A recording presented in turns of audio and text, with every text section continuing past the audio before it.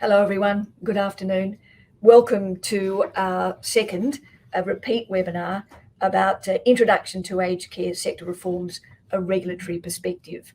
My name's Janet Anderson. I'm the Commissioner of the Aged Care Quality and Safety Commission, and I welcome all of you to this afternoon's webinar. Let me start by acknowledging the traditional owners of the lands on which we're meeting around Australia and pay my respects to elders past and present, and indeed to any Aboriginal people who are joining us today for the webinar.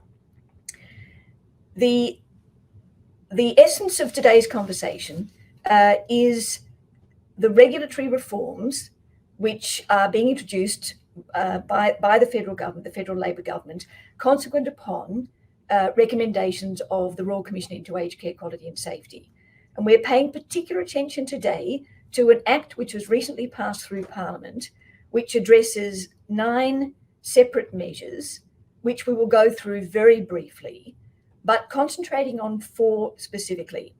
So I'm joined today by 5 speakers. We'll lead off with Amy Laffin from the Department of Health and Aged Care, talking to us about the totality of the measures. Amy will be followed by Lisa Peterson, who's an Assistant Commissioner in the Commission, and Lisa will be outlining the resources, the education, the guidance that we will be making available to you providers to assist you in coming to grips with what's required and to ensure that you're well placed to implement the new measures. Lisa will be followed by Anne Munch, who is an Executive Director in the Commission, who will be talking about the extension of the Serious Incident Response Scheme into home services. Then Michelle Bampton will be talking to us about the introduction of a code of conduct across the aged care sector. And Emma Jobson will close out the presentations with a brief outline of 2 of the measures, one relating to the strengthened governance obligations applying to providers, and then talking briefly about the new consent provisions relating to the use of restrictive practices. Now, I should say to start, some of you have submitted questions in advance of the webinar. Thank you. Some really thoughtful primers for the sorts of content that we're seeking to cover, but I suspect we won't get through all of your questions in the time we have available. We are compiling a question and answer sheet, as you like, an e-sheet, which we expect to be able to publish early next week. So go visit our website to find the Q&A sheet, which we will continue to add to, and specifically to draw on the themes covered today and that you are raising with us in your questions. But do feel free to use the chat line to put your questions through as we go through this hour. As I say, I'll do my best to get to them, but if we don't, there is a means by which they can be answered subsequently. Without further ado, let me introduce Amy Laffin, who's the First Assistant Secretary, Quality and Assurance Division in the Department of Health and Aged Care. And as I said, Amy's going to give us a brief overview of the new Act and its contents. Thanks, Amy. Hi everyone, and thanks for your time today. So as you'd be aware, the Royal Commission into Aged Care Quality and Safety considered a wide range of issues regarding quality and safety in aged care.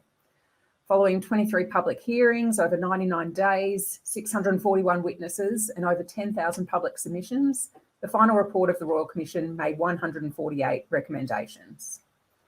The government at the time delivered a response and committed around $18 billion to aged care reforms. The current government is committed to implementing Royal Commission recommendations and made a number of specific election commitments focused on the aged care system. The 9 measures that were included in the Aged Care and Other Legislation Amendment, or the Royal Commission Response Act 2022, respond to several recommendations of the Royal Commission's final report. These amendments, that were the first piece of legislation passed by the 47th Parliament, to prevent any further delay of these important reforms to funding, quality and safety. And the timing also highlights government's commitment to aged care reform. As a bit of a recap, I'll outline each measure with a particular focus on the 4 measures which are the subject of today's webinar. Schedule 1 introduces a new aged care subsidy calculation, which responds to recommendation 120. The Australian National Aged Care Classification, or ANAC, will replace the Aged Care Funding Instrument, ACFI, as the residential aged care subsidy calculation model. Schedule 2 provides a legislative basis for the star rating system, which responds to recommendation 24. The publication of this information will allow older Australians and their families to make meaningful comparisons of the quality and safety of residential care services and the approved providers of those services. Schedule 3 introduces a Code of Conduct and Banning Orders scheme, which responds to recommendations 77 and 103. The Code of Conduct will commence on the 1st of December 2022. It's the first element of the government's national registration scheme for personal care workers. The code will set standards of behaviour for approved providers, their aged care workers and governing persons to ensure that services are delivered to older Australians in a safe, competent and respectful manner. The Commissioner will be able to take action in relation to compliance with the code, as well as take enforcement action for substantiated breaches. The code and the consultation summary will soon be available on the department's website. Through the consultation, stakeholders broadly supported the requirements for providers to comply with the code and to take reasonable steps to ensure that workers comply with the code. They also broadly supported the requirement for aged care workers and governing persons to comply with the code. Stakeholders broadly felt that it was appropriate to draw from the NDIS Code of Conduct as the basis for this code. We share many providers and workers between our sectors, and it makes sense that an aged care recipient has the same protections as an NDIS participant, and that workers and governing persons are held to the same standard. Work to develop the remaining elements of the National Registration Scheme in line with government selection commitments is ongoing. The scheme will include requirements for ongoing training, English proficiency, criminal history screening, as well, along with the Code of Conduct. Schedule 4 extends the Serious Incident Response Scheme to home care and flexible care delivered in home and community settings, which responds to recommendation 100. The purpose of this scheme, known as SIRS, is to manage, report and prevent incidents in order to protect the health, safety and wellbeing of older Australians. This extension seeks to level the protections for aged care recipients in all settings and create a consistent mechanism of oversight in both residential and home care services. The extension of SIRS to home and community care was informed following a prevalence study, which found that incidents were occurring in these settings. The study also considered options for applying SIRS to in-home care and community settings, which was the subject of a consultation process. Feedback from that process was supportive of extending SIRS. The expansion will ensure that approved providers of home and flexible care provided in an in-home or community setting report relevant incidents to the Aged Care Quality and Safety Commissioner, which will enable the government oversight and ensure that the risk of abuse and neglect towards vulnerable older Australians receiving aged care services is minimised. The expansion of SIRS in home care will align to the greatest extent possible with the residential care system, but it is expected there will be some nuances to take into consideration the different operating environments of a residential and home care setting.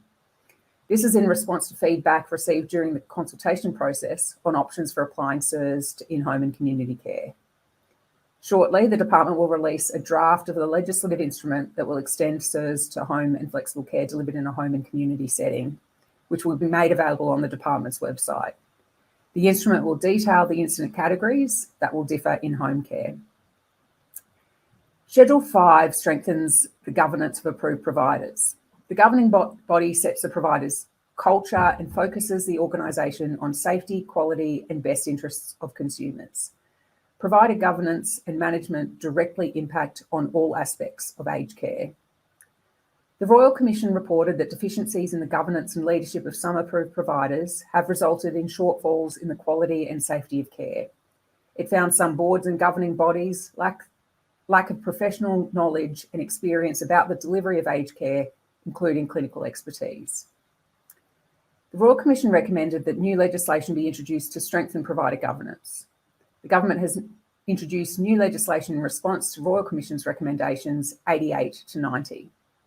From 1st of December 2022, there will be new governance responsibilities for approved providers in relation to the membership of their governing bodies and the establishment of new advisory bodies.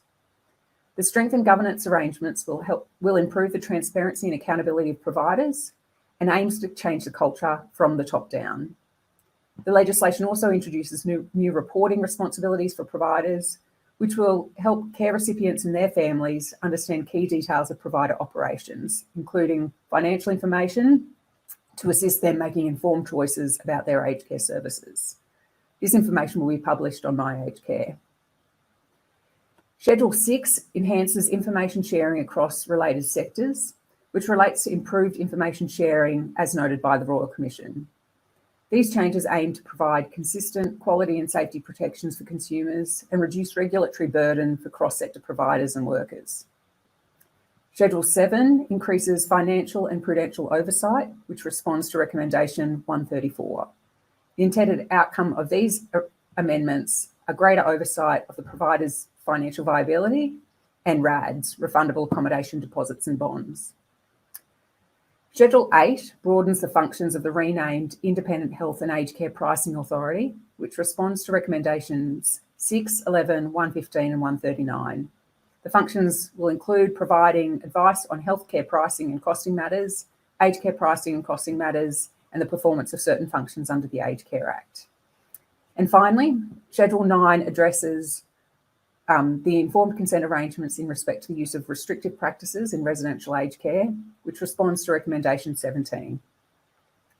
The Royal Commission found the overuse of restrictive practices in aged care is a major quality and safety issue that impacts the liberty and dignity of older Australians. However, it is recognised that some aged care residents require specialised support in the form of restrictive practices to ensure they don't endanger themselves or others. That being said, the use of restraints should only be used as a last resort to prevent harm, only to the extent necessary, must be in proportion to the risk, and in the least restrictive form for the shortest time necessary. Legislation was first enacted in 2021 to strengthen requirements for the use of restrictive practices. The recent legislation is intended to address gaps in some state and territory guardianship and consent laws that were subsequently identified. The recent legislation further strengthens consent requirements for the use of restrictive practices. It allows for changes to the quality of care principles, which sets out a hierarchy of people or bodies who can give informed consent to the use of restrictive practices when the care recipient lacks capacity to do so. It is intended that the Commonwealth legislation will only apply where the care recipient does not have capacity and the relevant jurisdiction laws do not clearly authorise a person to consent to restrictive practices on behalf of the care recipient, or where there are delays in appointment by jurisdiction tribunals authorising relevant persons to provide that consent. The Department has released a draft of the legislative instrument that sets out arrangements for persons or bodies who may give informed consent to the use of restrictive practices. That's on our website now. All of these measures are fundamentally aimed at improving quality and safety of aged care to protect the health, rights and dignity of older Australians. In developing these 9 measures, the Department's role has been to further examine the issues raised by the Royal Commission and to engage with stakeholders on how to address the issues. All of the numerous consultation processes, whether it be public, through a discussion paper or targeted consultation through workshops, have fed into the policy and legislative process, helps government to identify any additional issues and risks. The Act sets out the legislative framework for these measures in a high level, and much of the detail, which I'm sure you're most interested in, will be included in subordinate legislation. The Department is in the process of developing that subordinate legislation for consideration by ministers. This process includes more consultation, including with other government agencies and especially the Aged Care Quality and Safety Commission, to ensure the legislation is robust and will achieve its intended outcome. So I appreciate that's a quick one through, a bit of a high-level outline of all of those measures. I'll remain on the panel session and happy to take any questions. Thanks very much. Super, Amy. Thank you very much. A couple of things before I hand to the next panel member. First of all, you should have received through an email 2 documents that we have produced which would assist you with sort of a user's guide to the reforms. The first is titled Aged Care Reforms and Overview, and the second is entitled Aged Care Reforms, A Regulatory Perspective. Now, if they didn't arrive as attachments, they are also available on our website, and Lisa can provide the address. But I did want to make sure that you had available to you a bit of a fact sheet or guide, because there's a lot of information that we're seeking to impart. And I know for some of you who are less familiar with what the law says, this may be the first time you've encountered some of this information. Second point really quickly is we are recording this session, and the recording will be available also on our website. So if you want to check back on anything we said or watch it again or recommend it to others, it will be available for that purpose. Now let's move on. Let me introduce Lisa Peterson, Assistant Commissioner of the Commission. who's going to talk to us about how we in the Commission will be engaging and supporting you to prepare for implementation of the reforms. Thanks, Lisa. Thanks very much, Janet, and welcome everybody. Thank you so much for joining us here at the webinar this afternoon. We want to ensure that the sector is really well supported with the information that you need on the changes ahead, and we know how important it is for you to get the right information at the right time. So we're working hard with the department to develop the content that's required for aged care providers, workers and older Australians.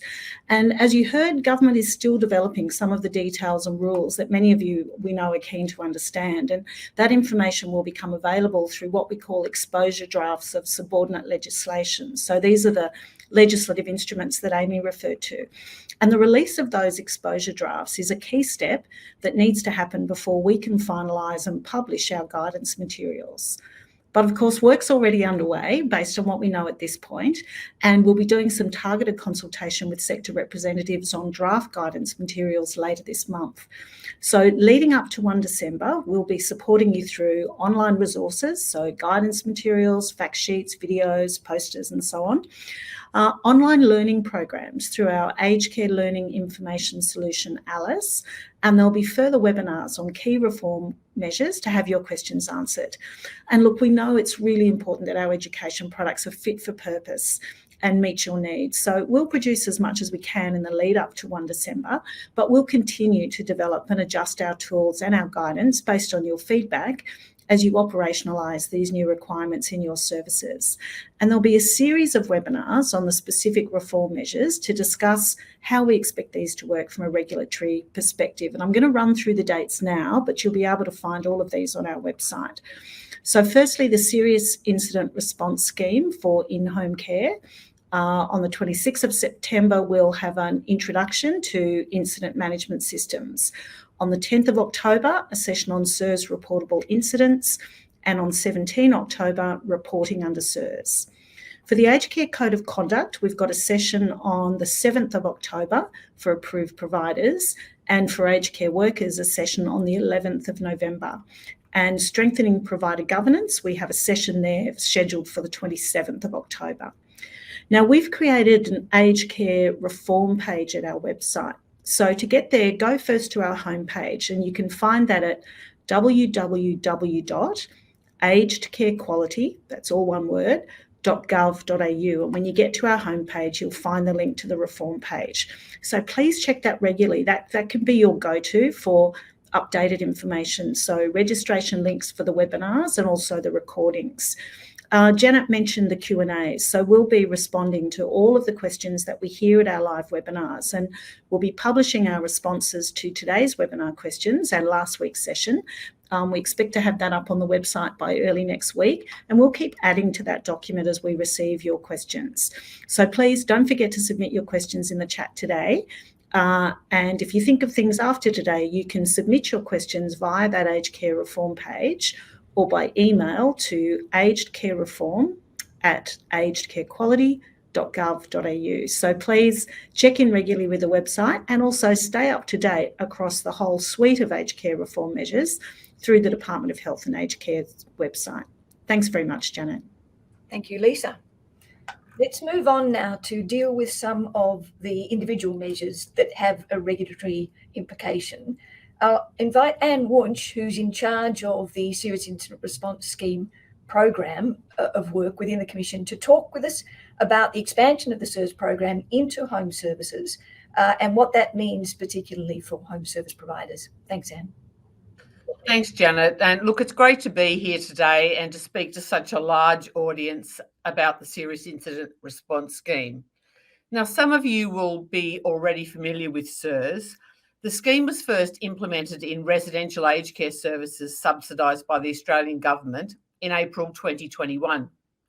So SIRS is an initiative to help prevent and reduce incidents of abuse and neglect in aged care services. And I'm here to talk a bit more about the extension of SIRS into home services, which, as mentioned, commences on the 1st of December 2022. Now, from this date, all home service providers will also need to commence reporting under SIRS and notify the Commission when reportable incidents occur. So home service providers include providers of home care packages, Commonwealth Home Support Program services, that's CHSP, and flexible care services through which short-term restorative care is provided in a home care setting. So this reform reinforces existing requirements for home service providers to manage and take reasonable action to prevent incidents with a focus on the safety, health and wellbeing and quality of life of aged care consumers. So from 1 December, providers of home services must also report incidents using the SIRS tile on the My Aged Care Service Provider portal. So information about registering and using the portal is available on the Department of Health and Aged Care's website. Under SIRS, there are 8 types of reportable incidents. The Commission must be notified of all reportable incidents. This includes incidents that occur or are alleged to have occurred or suspected to have occurred, and includes incidents that involve a consumer or consumers with cognitive impairment, such as dementia. So all home service providers will have a responsibility to ensure that their staff and their subcontractors are aware of their duties around the notification of incidents.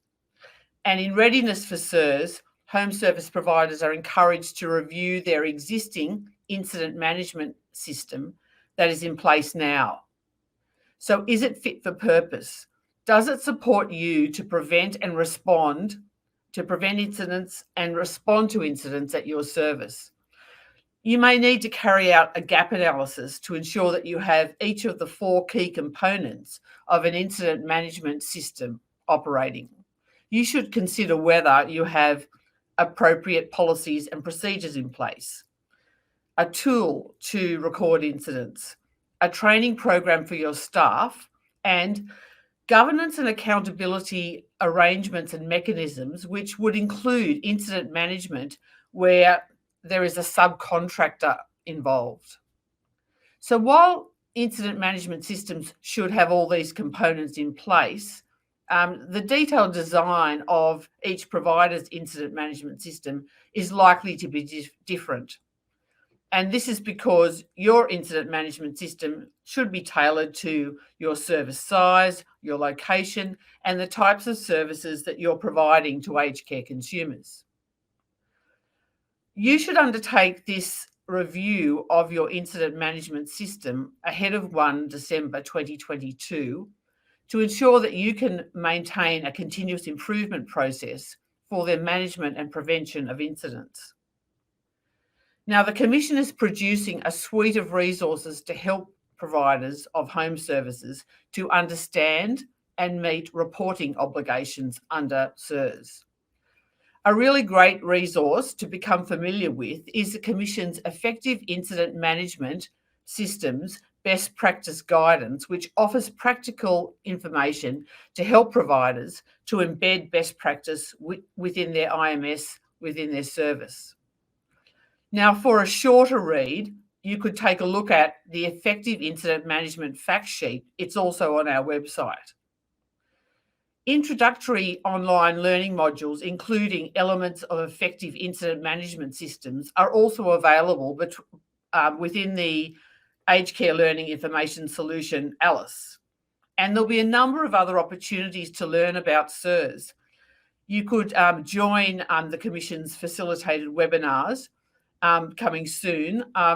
Also, you may have an opportunity to attend some of our face-to-face information sessions that we'll be providing in October in capital city locations. And we also have a SIRS inquiry line available where providers can email or call the Commission to seek further guidance. The email address is sirs@agedcarequality, that's agedcarequality.gov.au, or you can phone us on 1800 081 549. Thank you. Thanks, Anne. Okay, I know there's a lot to take in, and we're trying to keep it fairly concise to raise your level of awareness and give you the opportunity of asking questions of us, which will inform the guidance, education, and further advice that we can offer you to support your implementation. Let's move on now to the introduction of the Code of Conduct. And Michelle Bampton is an Executive Director within the Commission who is responsible for our role in relation to overseeing implementation of the code. So, Michelle. Thank you, Janet. Hello, everyone. Lovely to be with you today and lovely to have so many of you with us. I just wanted to start off by just explaining that the actual detail of the Code of Conduct itself is being finalised by the Department of Health and Aged Care as part of that supporting legislation that will sit underneath the bill that was recently approved in Parliament. So we don't have the wording of the code to share with you today. I understand the department's looking at, you heard from Amy before, they're looking at publishing a draft of the code on their website shortly. So keep an eye out for that one when we've got the detail of the code itself available. But in the meantime, I can take you through what we can at this stage. So the new Aged Care Code of Conduct will be introduced from the 1st of December 2022. And it really aims to improve the safety and well-being for consumers and boost trust in services. It will apply to approved aged care providers, their governing persons, for example, chief executives and board members, and to aged care workers. So by workers, we mean people employed by the approved provider, including volunteers, or people employed by a contractor or subcontractor that the approved provider utilises to provide aged care services, and that also includes volunteers as well.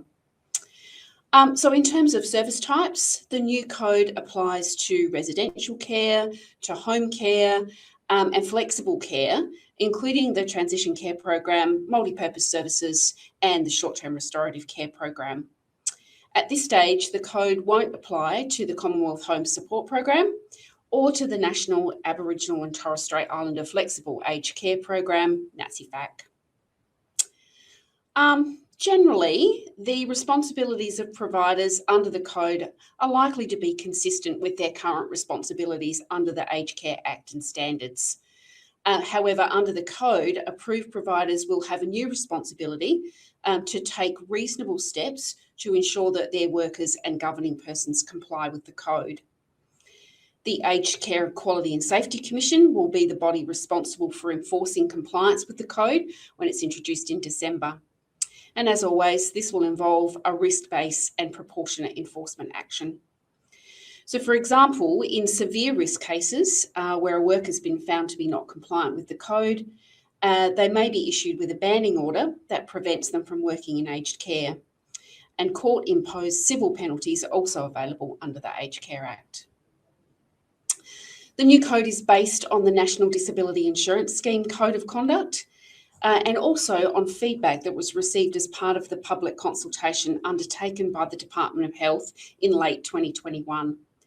So the obligations under the Aged Care Code and the NDIS Code are substantially the same, with slight differences in language and definitions that reflect the preferences for those specific sectors. The NDIS Quality and Safety Commission will continue to regulate and enforce its existing Code of Conduct for NDIS supports. And as I said, the Aged Care Quality and Safety Commission will regulate the Aged Care Code of Conduct. But importantly, the responsibilities of providers, governing persons and workers across both sectors and what consumers can expect is substantially the same. Both codes have got a strong focus on the individual's right to receive safe and quality services, to have confidence in their workforce, and to feel safe and protected, to not only feel safe and protected, but to actually be protected. So we're working on guidance around the Code of Conduct for providers, workers and consumers, and we'll be consulting with the sector on those shortly. And as you've heard from previous speakers, you can expect regular updates from us on the implementation of the code as we go along, and further webinars as well when we have more detail. And the first of those is in October. So look forward to sharing more information with you as we work together on this going forwards. Thanks, Janet. Thank you, Michelle. All right, last in our line of presenters is Emma Jobson, an Executive Director within the Commission, who is responsible for our policy and strategy lead. And Emma's going to be talking to us about two discrete issues. The first is the new governance responsibilities applying to approved providers. And she will follow that with a quick précis of the new provisions relating to consent for restrictive practices. Thanks, Emma.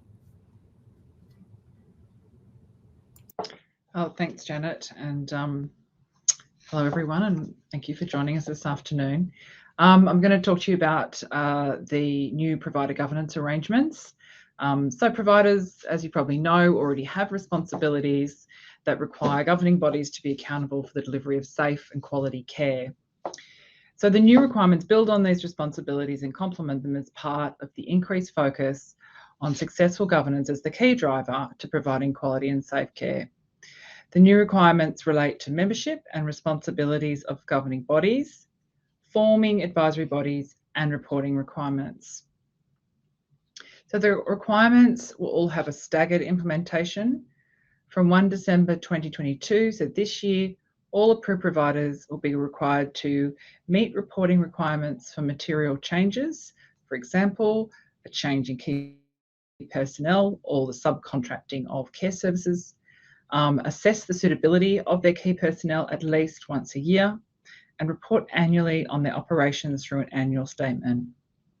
Approved providers will also be required to ensure their governing body has a majority of independent, non-executive members with the skills and experience to deliver safe and high quality care, and that at least one member has experience in providing clinical care.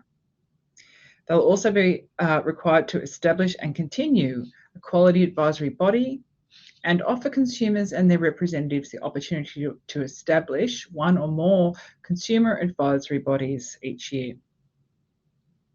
So existing providers will have until the 1st of December 2023 to meet the last three requirements. All new providers will have to meet them from 1 December this year or from the time they're approved.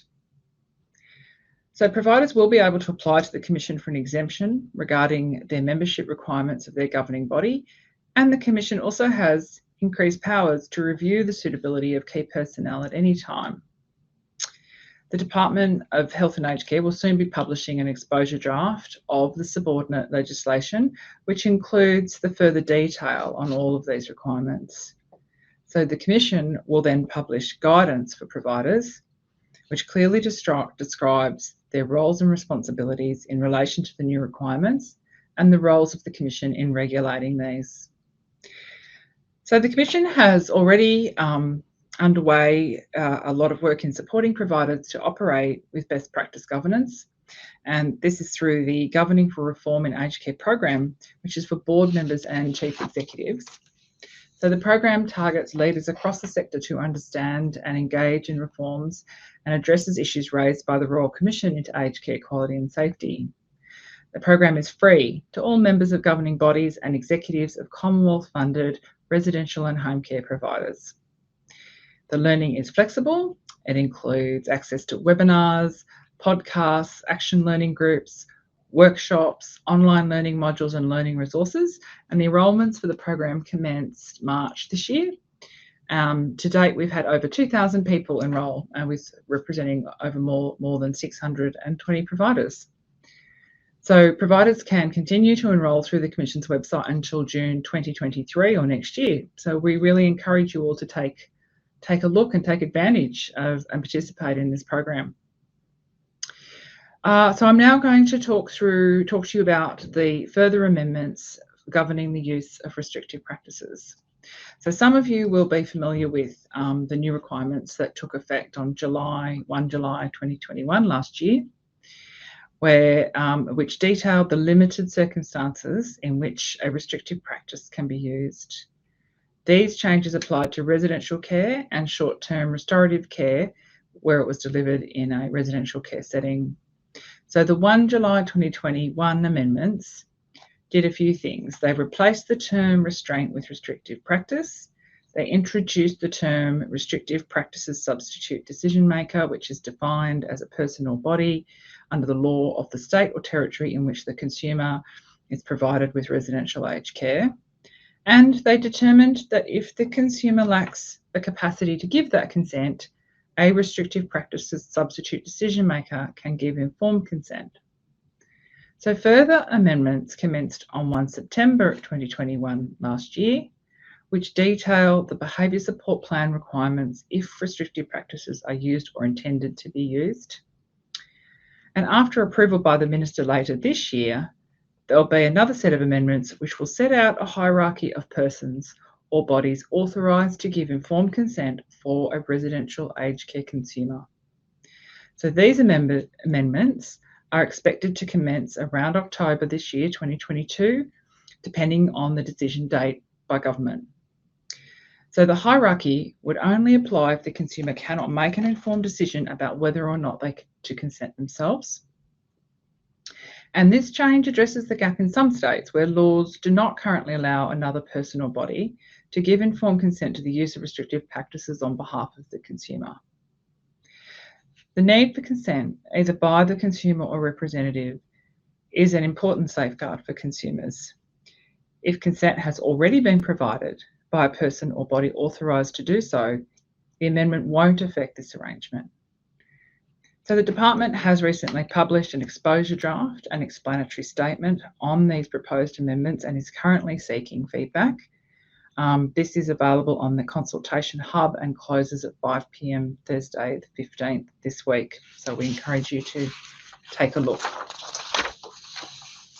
Information and documents, guidance and other documents, including scenarios and a regulatory bulletin, are already available on the Commission's existing webpage called Minimising the Use of Restrictive Practices. We will publish further guidance for providers and consumers as soon as the consultation period on the subordinate legislation has ended and the final form of those consent arrangements is approved by the Minister. That's all from me. Thank you, Janet.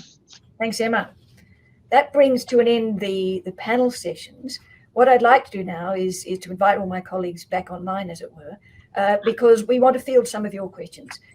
As I said, some of you have submitted questions prior to the webinar, and we're going to address as many of them as possible. And indeed, some of you have also taken the opportunity of forwarding us questions during the webinar, and we'll get to as many as we can. I want to start by one of the fundamentals that a couple of people have asked, which is, how will the reforms differ between residential care and home services from a regulatory perspective? And this answer has two parts.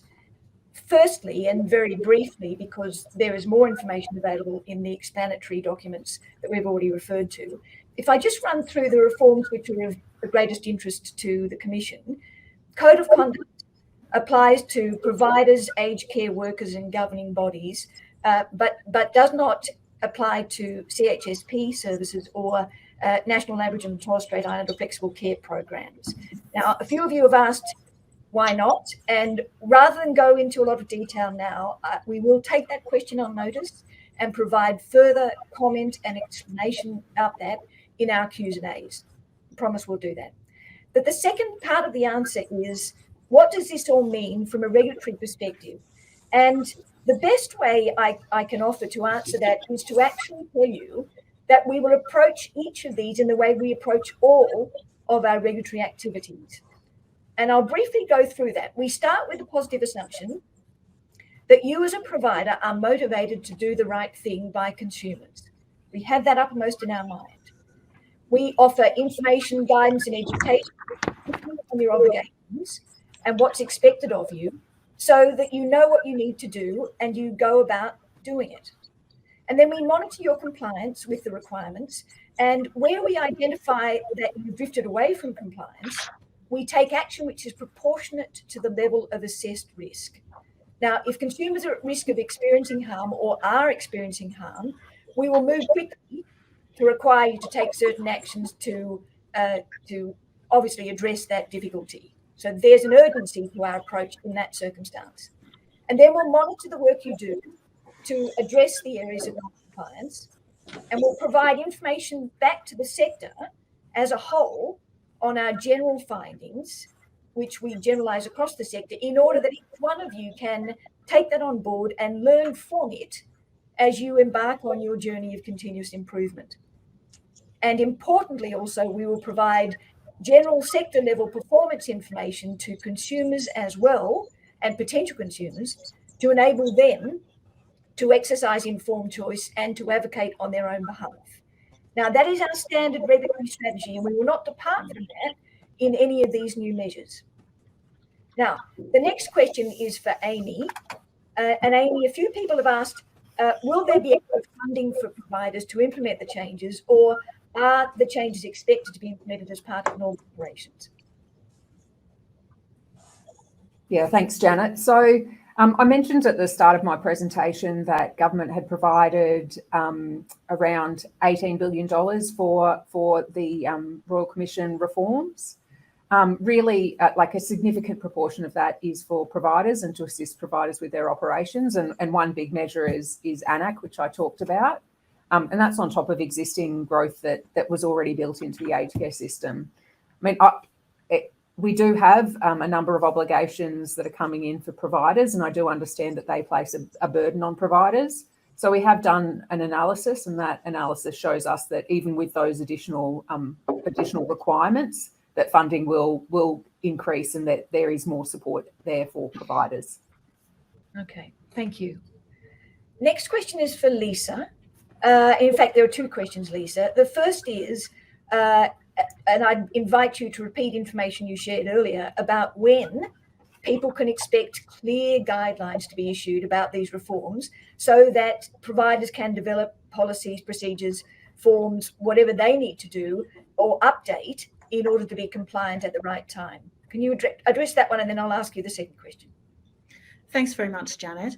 Look, as I mentioned earlier, the trigger for us to be able to finalise our guidance is the release of those exposure drafts of the subordinate legislation, and we'll publish our guidance as quickly as we can after that.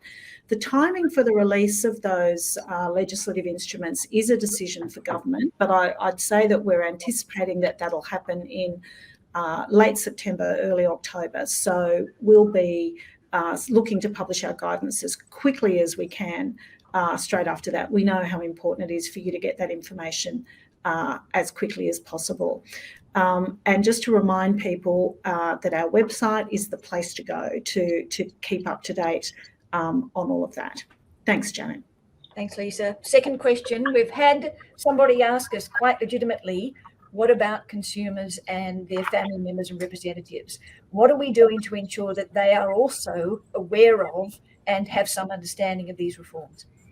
Yeah, thanks very much, Janet. And that's a great question, because consumers, after all, are the reason that we're all here and the reason for the reforms. So we're working very closely with consumer representative organisations. So we're working closely with OPAN, with COTA. We're talking to regional community controlled health organisations and representative groups for COLD communities, LGBTQI and other diverse communities. We've also got a consumer and families panel, so a significant number of people who are either have a loved one in aged care or are currently using care services themselves, and we'll be talking to that group about what messages are important to them and how best to communicate. So we'll be able to distribute our information via those consumer groups that I spoke about, but we'll also, as we always do, be providing consumer information to our aged care providers and asking them to pass that on to the people who use their services. Thanks, Janet. Okay, thank you, and very reassuring, I understand. I'm going to go to Michelle and some questions about the code, because that seems to have elicited a strong level of interest among some of you who are watching. Michelle, there will be some detail that we provide through the Q&A, so we probably don't have the opportunity to go into a lot of detail here. But you referred earlier to the processes by which the code will become available. Can you just go through that again? When are we likely to see the actual code? Because all providers are very keen to understand it. And I think you mentioned also some similarities with the code that applies in the disability services and support sectors. Can you just elaborate on that briefly, please? Sure. Thanks, Janet. Yes, so the code is part of the supporting legislation that will sit under the bill that's been approved by Parliament. So that detail around the wording of the actual code itself is in that legislation that you've heard people refer to today. And we're anticipating that that legislation will be published probably towards the end of September. But in the meantime, the department signalled that they are hoping to be able to put a draft of the code itself, the actual wording of the code, onto their website fairly soon. So we'll certainly have details up on our website as soon as that's available, and link through to the Department of Health website where that information will be made available as soon as possible. In relation to the National Disability Insurance Scheme Code of Conduct, you're right. If you want a very good sneak preview of what the aged care code was going to look like, you could certainly look at the National Disability Insurance Scheme Code. Both codes are substantially the same. They both set a standard of behaviour for workers, providers and governing persons, and really try to help consumers clarify what they can expect from those people in terms of behaviour. So the code, a National Disability Code and the Aged Care Code, substantially the same. Some minor wording changes for to respect the differences in language that are used across the sectors. But if you're wanting a sneak preview for the Aged Care Code, definitely check out the Disability Code. Okay, and briefly a follow-up question, if I may. The code will apply to approved providers, to aged care workers and to governing persons. Can you just go briefly into the roles and responsibilities of providers, given that they are the employers of aged care workers, and how we see them featuring? Thank you. Thanks, Janet. Yes. Look, providers are going to be critical in terms of the code.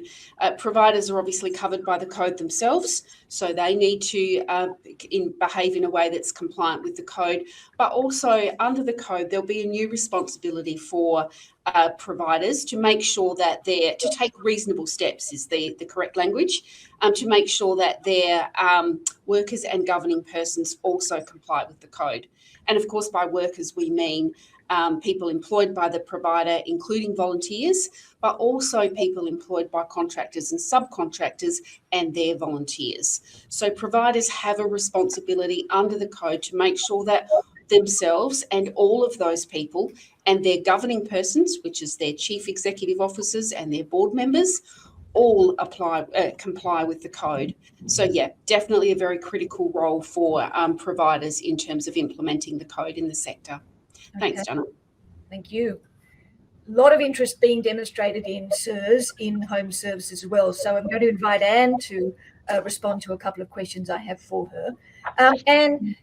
People are asking about the differences between SIRS in residential care and SIRS in home services.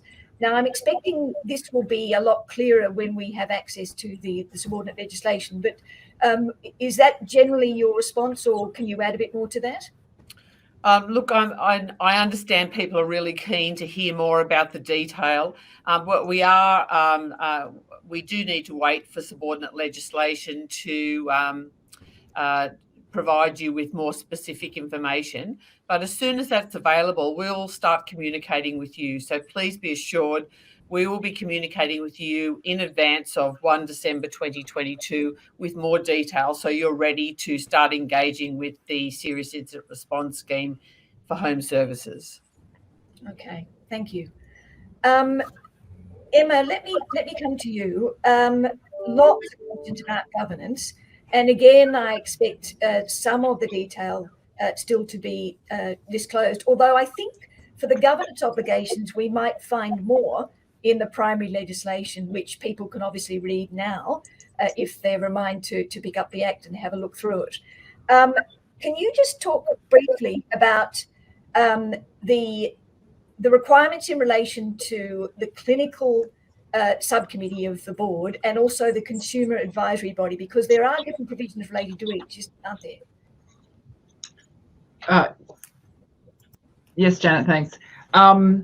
So the consumer advisory bodies, the requirements are for the provider to offer at least every 12 months care recipients and their representatives the opportunity to establish one or more consumer advisory bodies.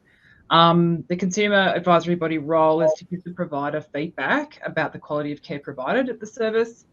If consumers or their representatives choose not to establish such a body, it is up to them and the provider will not be held accountable for that. However, we encourage providers to clearly document that process and outcome.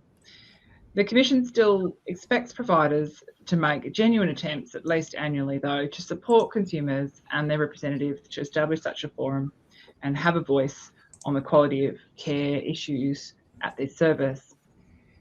In terms of the clinical or the advisory body arrangements, Janet, we're aware that many providers have existing bodies in place looking at the delivery of quality care within their services. There's no expectation that providers need to replace these bodies, but rather that they ensure the bodies meet the new requirements, including in the new principles, and make any adjustments needed. And the guidance we will publish shortly when the subordinate legislation is finalised will go through the details of that. In terms of having people on the governing body with experience in the provision of clinical care, that is one of the two key requirements for governing bodies in the changes. So the first one is that the majority of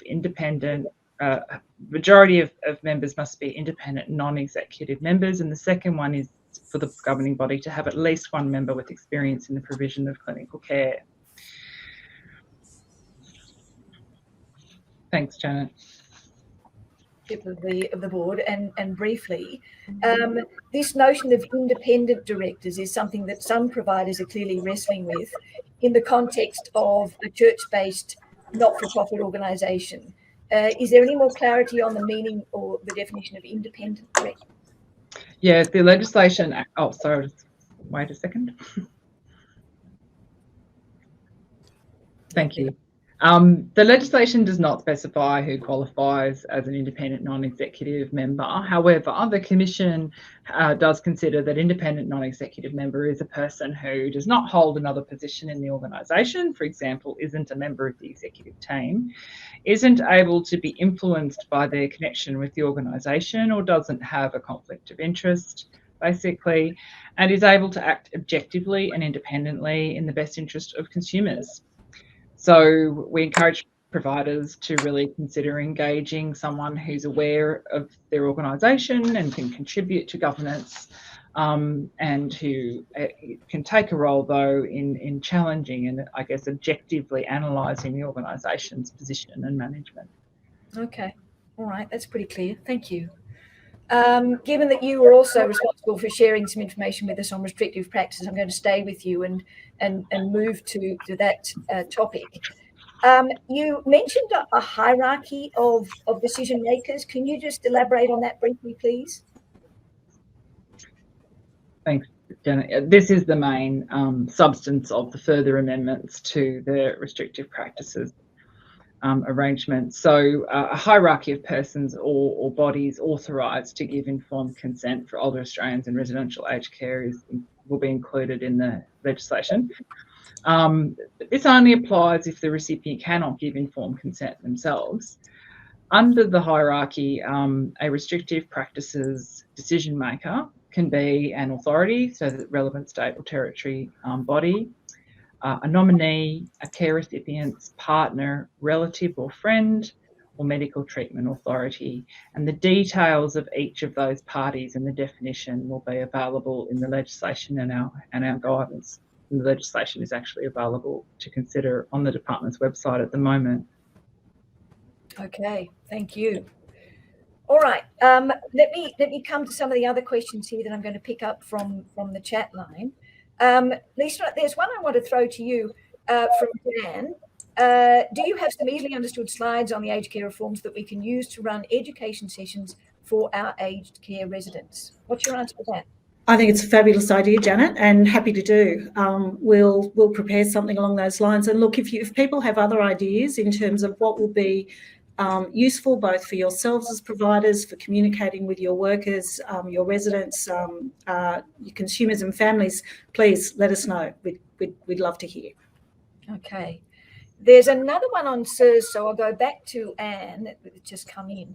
Our provider is asking, Jean is asking, will our current incident management system be able to link into SIRS so we can report in both at the same time? Now, I suspect the answer is no, because the reporting arrangement for reportable notifications is through the My Aged Care portal.